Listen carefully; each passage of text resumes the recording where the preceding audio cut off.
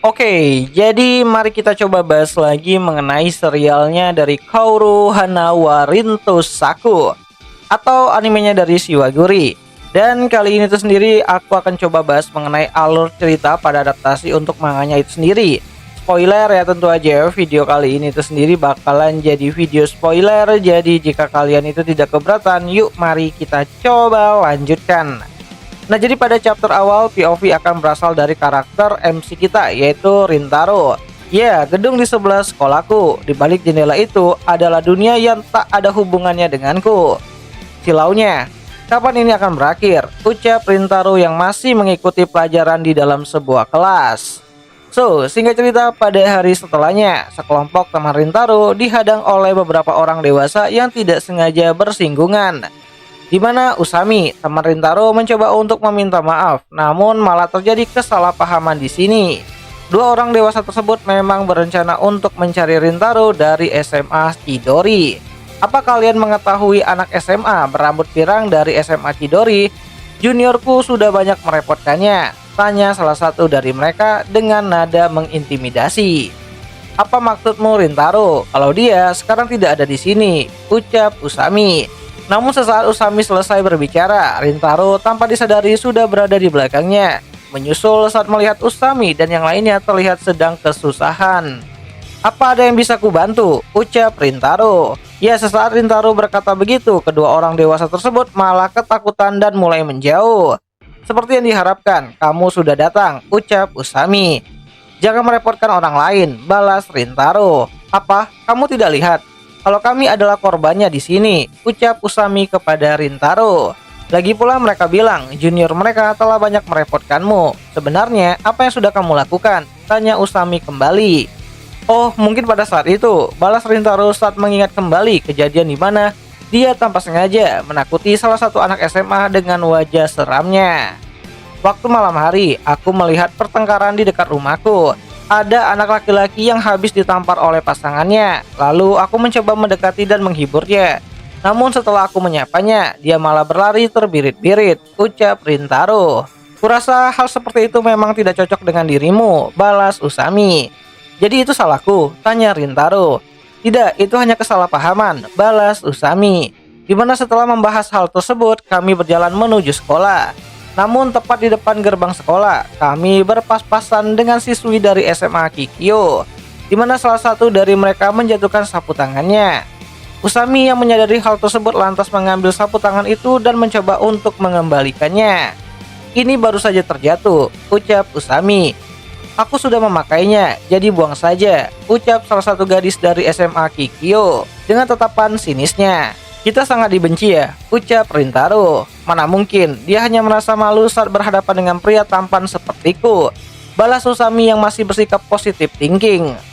Aku sama sekali tidak peduli dengan hal itu. Toh, Tuan Putri seperti itu hanya tidak ingin terlibat dengan hal bodoh, balas Natsusawa, yang juga merupakan teman satu kelasnya Rintaro. Ya, SMA swasta Kikyo, sekolah SMA putri bergengsi yang sudah memiliki sejarah yang cukup panjang. Sedangkan SMA Chidori hanyalah SMA yang berisikan orang-orang bodoh.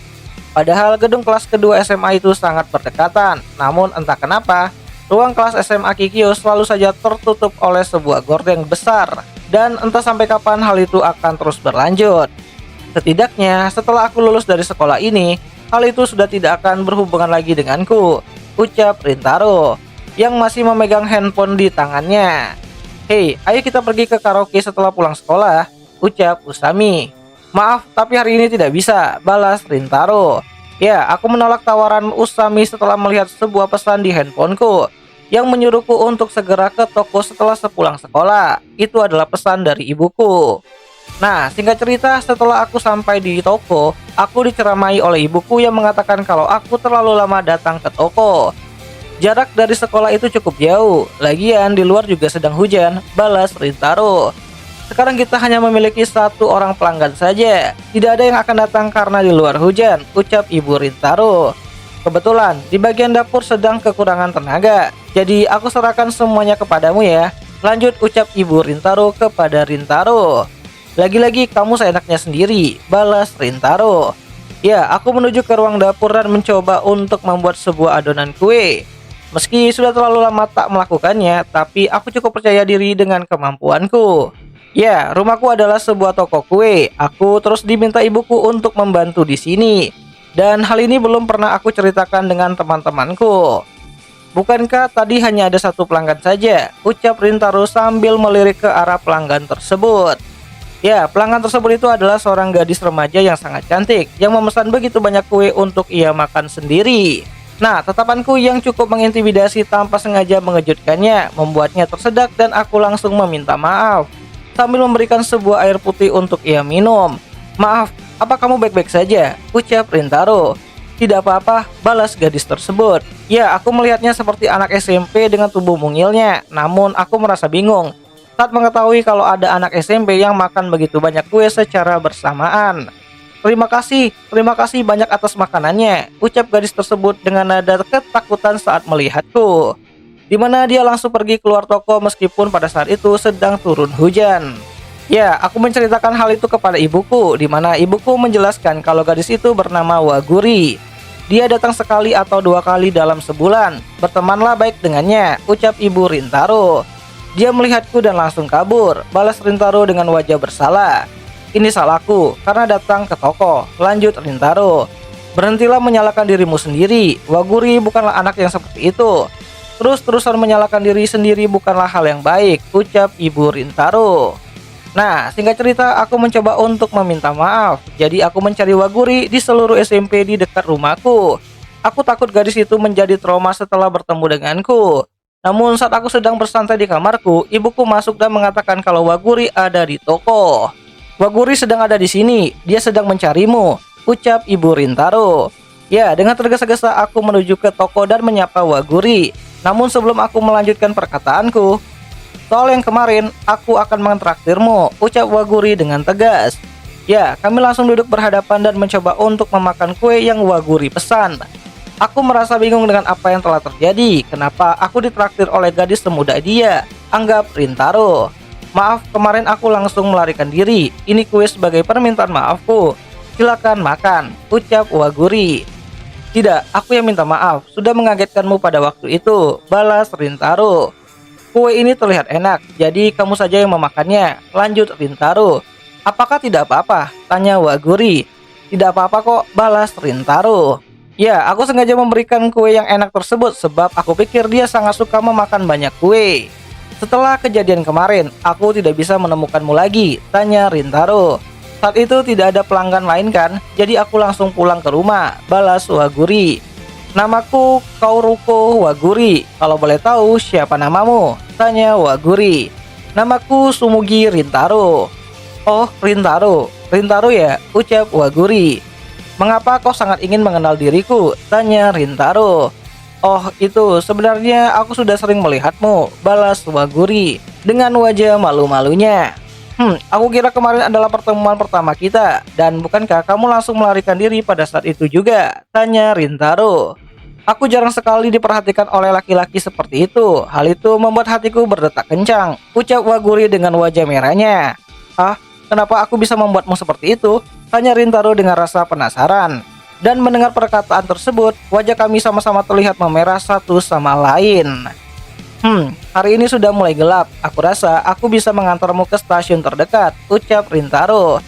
"Iya, tapi bolehkah aku pesan satu kue lagi?" tanya Waguri. "Ya, silakan," ucap Rintaro yang masih bingung kenapa Waguri sangat suka makan padahal tubuhnya sangat kecil. So, singkat cerita, saat mendekati stasiun kereta, Waguri dan aku memutuskan untuk berpisah. "Ini belum sampai stasiun loh, apa tidak apa-apa?" tanya Rintaro. "Tenang saja, dari sini sudah dekat ke stasiun kok," balas Waguri. Tadi kamu tanya kenapa aku lari ketika kamu melihatku bukan?" sambung Waguri. "Rintaro yang menakutkan seperti itu? Tidak sama sekali aku pikirkan kok, tolong percayalah padaku. Dan terima kasih untuk makanannya," ucap Waguri sambil melemparkan senyum tulus ke hadapan Rintaro. Namun sesaat kami berpisah, aku pulang ke toko dan mengurung diriku di kamar. Aku sangat merasa malu atas apa yang telah aku lakukan. Aku tidak mengerti dengan apa yang dilakukan oleh Waguri, namun semua itu membuatku malu. Karena sejak kecil, tanggapan negatif yang hanya aku terima dari orang lain. Dan setelah aku melamun cukup lama, ibuku masuk dan memberikanku kue yang Waguri beli. Saat aku ingin menutup toko, ini tergeletak di jalan. Ini punya Waguri bukan? Cepat antarkan dan segera pulang, ucap Ibu Rintaro. Di sisi lain, kamu ternyata kecil juga ya, kalau dilihat dari dekat. Ayo main ke suatu tempat sebentar, ucap dua orang yang mencoba untuk menggoda Waguri. Dua orang tersebut itu adalah orang yang kemarin juga mengganggu Usami.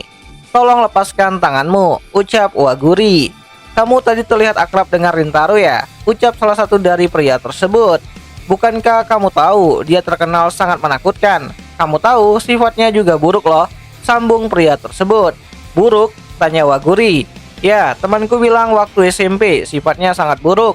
Dia pergi ke SMA yang isinya orang-orang bodoh dan terus terkena masalah, ucap salah satu pria tersebut. Ya, mendengar percakapan Waguri dan pria tersebut, aku hanya bisa terdiam dan menerima semuanya. Jadi begini, cara mereka menyebarkan berita buruk mengenaiku. Tapi aku memang masuk ke sekolah bodoh sih. Namun kenapa mereka sampai jauh-jauh datang kemari? Ucap Rintaro yang masih bersembunyi di balik gedung di dekat Waguri dicegat. Dia sangat menakutkan, tanya Waguri kembali. Ya, itu benar, jadi sama kami saja ya, ucap pria tersebut. Lalu kenapa hanya dengan katanya? Kenapa tidak mencoba berbicara langsung dengan Rintaro? Memangnya semudah itu menentukan sifat manusia, ucap Waguri dengan tegas. Kenapa kamu tidak mencoba untuk berbicara dengannya? Kalau kamu lakukan, kamu akan tahu kalau dia itu orang yang baik, sambung Waguri. Aku tidak peduli sih sebenarnya dengan hal itu, balas pria tersebut. Kalau tidak ingin berbicara dengannya, bisakah kamu tidak menjelek-jelekannya? Hal itu sangat menyebalkan, balas Waguri. Hah?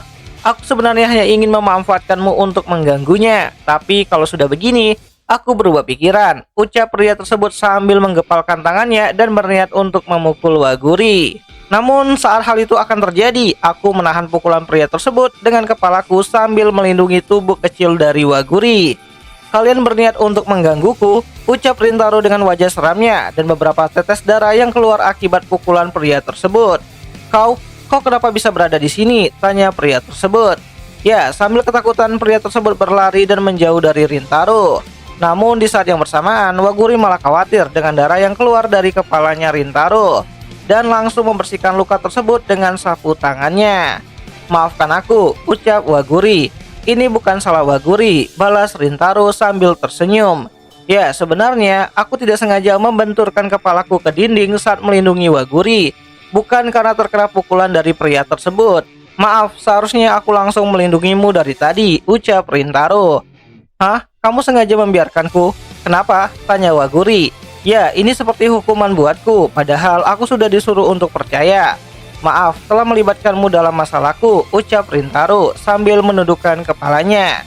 Tidak, tolong angkat wajahmu, ini bukan salah Rintaro, ucap Waguri. Tidak, ini adalah salahku. Waguri adalah orang yang baik dan aku membuat orang baik merasakan ketakutan, anggap Rintaro.